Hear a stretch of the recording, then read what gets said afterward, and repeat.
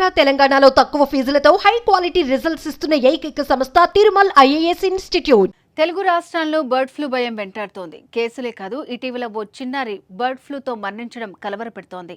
దీంతో ఇటీవల కోళ్లు చనిపోయిన ప్రాంతాల్లో మరోసారి ఆందోళన మొదలైంది. ఇటు తెలంగాణలో కూడా కోళ్లు చనిపోతున్నాయి.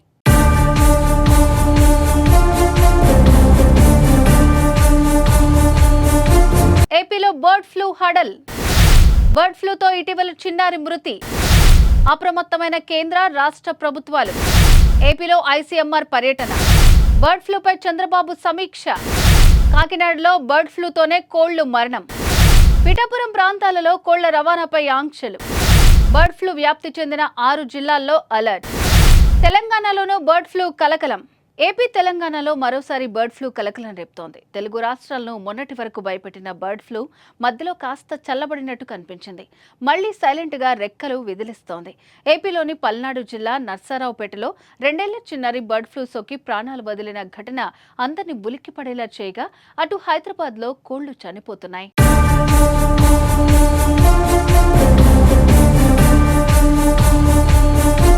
నర్సరావుపేటలో బర్డ్ ఫ్లూ వైరస్ సోకి 2 ఏళ్ల చిన్నారి మరణించడంతో కేంద్ర రాష్ట్ర ప్రభుత్వాలు అప్రమత్తమయ్యాయి. గత నెల 16వ తేదీన నర్సరావుపేటలో బర్డ్ ఫ్లూ లక్షణాలతో చిన్నారి మృతి చెందింది. బర్డ్ ఫ్లూ మృతిపై కేంద్రం అప్రమత్తమై రాష్ట్రానికి ఐసీఎంఆర్ బృందాన్ని పంపించింది.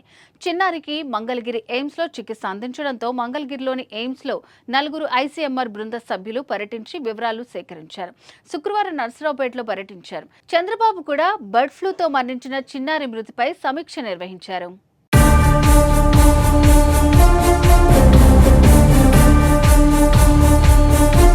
ఆంధ్రప్రదేశ్లో జనవరి, ఫిబ్రవరి నెలల సమయంలో భారీగా కోళ్లు చనిపోయాయి. ఉమ్మడి గోదావరి జిల్లాలో ఈ మరణాలు ఎక్కువగా కనిపించాయి. పశ్చిమ గోదావరి జిల్లా తణుకు మండలం వేల్పూరు, తూర్పు గోదావరి జిల్లా పెరవలి మండలం కానూరు అగ్రహారంలోని కోళ్ల ఫారాల నుంచి నమూనాలను మధ్యప్రదేశ్లోని భోపాల్లో ఉన్న national institute of high security animal diseases కి పంపగా బర్డ్ ఫ్లూ అని తేలింది. అదేవిధంగా గత ఫిబ్రవరి 10 నుంచి 20వ తేదీ వరకు పిఠాపురం, గొల్లప్రోలు మండలాల్లోని 3 కోళ్ల ఫారాలలో పెద్ద సంఖ్యలో కోళ్లు బర్డ్ ఫ్లూ వల్లనే మృతి చెందాయని కేంద్ర ప్రభుత్వం నిర్ధారించింది. ఈ మేరకు కేంద్రం నుంచి రాష్ట్ర ప్రభుత్వానికి గురువారం సమాచారం రావడంతో అధికారులు అలర్ట్ అయ్యారు.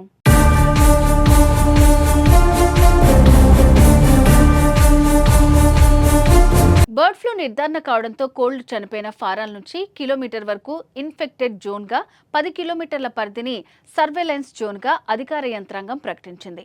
చందుర్తి, పిఠాపురం ప్రాంతాల నుంచి కోళ్లను ఇతర ప్రాంతాలకు రవాణా చేయడంపై ఆంక్షలు అమలు చేయాలని అధికారులు నిర్ణయించారు. కాగా ఇటీవల బర్డ్ ఫ్లూ వ్యాప్తి చెందిన 6 జిల్లాల్లోని వ్యాధి నిర్ధారిత ప్రాంతాలను అంటువ్యాధి ప్రభావిత ప్రాంతాలుగా ప్రకటిస్తూ రాష్ట్ర ప్రభుత్వం గురువారం గెజిట్ నోటిఫికేషన్ జారీ చేసింది.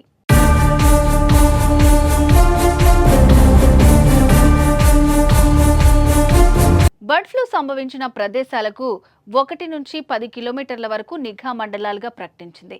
ఉభయ గోదావరి, ఏలూరు, కాకినాడ, ఎన్టీఆర్, కర్నూలు జిల్లాల్లో బర్డ్ ఫ్లూ గుర్తించిన గ్రామాల వివరాలతో ఈ గెజిట్ విడుదల చేసింది.